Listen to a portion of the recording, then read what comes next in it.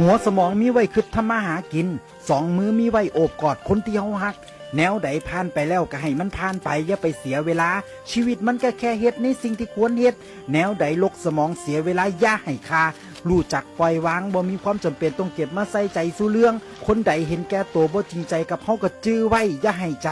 คนใดดีกับเฮาก็เก็บไว้ดีมาดีกลับไปก็ซ้ำนั่นล่ะชีวิตบ่ยากถ้าบ่คิดมากจนเกินไป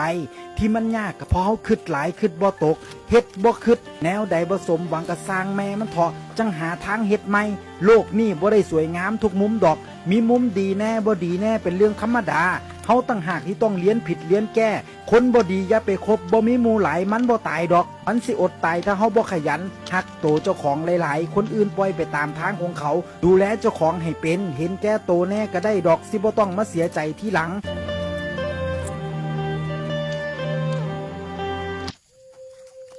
ธาตุแท้ยังบ่ออกจะเพิ่งบอกว่าเขาดีเพราะบางคนหู้จักกันแม่นอยู่แต่บ่หู้จิตใจ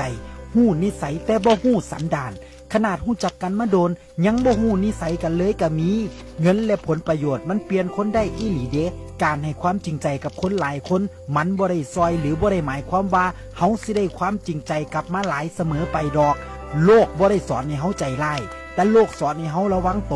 บางคนก็ดีน้ำเฮาคักดีน้ำเฮาแน่บางคนก็ดีแค่ต้อหน้าบางคนก็เอาเฮาไปนินทาบางคนก็คอยอิจฉาหน้าที่ของเฮาก็แค่รักษาคนดีๆไว้ส่วนคนอื่นก็แค่ผ่านเข้ามาในชีวิตแค่ช่วงเวลานึงเท่านั้นละจื้อไว้เด้อความจริงของสังคมซุมื้อนี้มันมีคนหลายประเภทบางเทื่อความดีของเฮาถูกมองเป็นความโง่เขาแล้วก็เป็นช่องทางให้คนจิตใจแคบๆมาเอาเปรียบเฮาง่ายๆ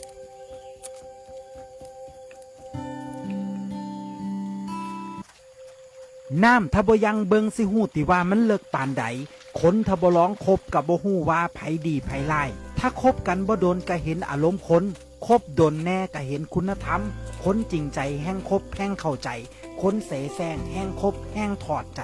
จำไว้เด้อความเสแสร้งบ่มีทางแลกความจริงใจได้ดอกเวลาสิเป็นโตพิสูจน์ใจคนพิสูจน์นิสัยคนเพราะคำบอกคนมันสู่การเฮ็ดบ่ได้ว่ากันว่ามือใดเกิดเรื่องจังสิหู้ว่าผู้ใดคือมิตรแท้มือใดตกต่ำจังหู้ว่าไผคบด้วยใจไผคบด้วยเงินมือใดเบิดผลประโยชน์จังหู้ว่าไผยังอยู่ไผจากไปมือใดยากจนสิหู้ว่าไผแลกน้ำใจไผมีน้ำใจ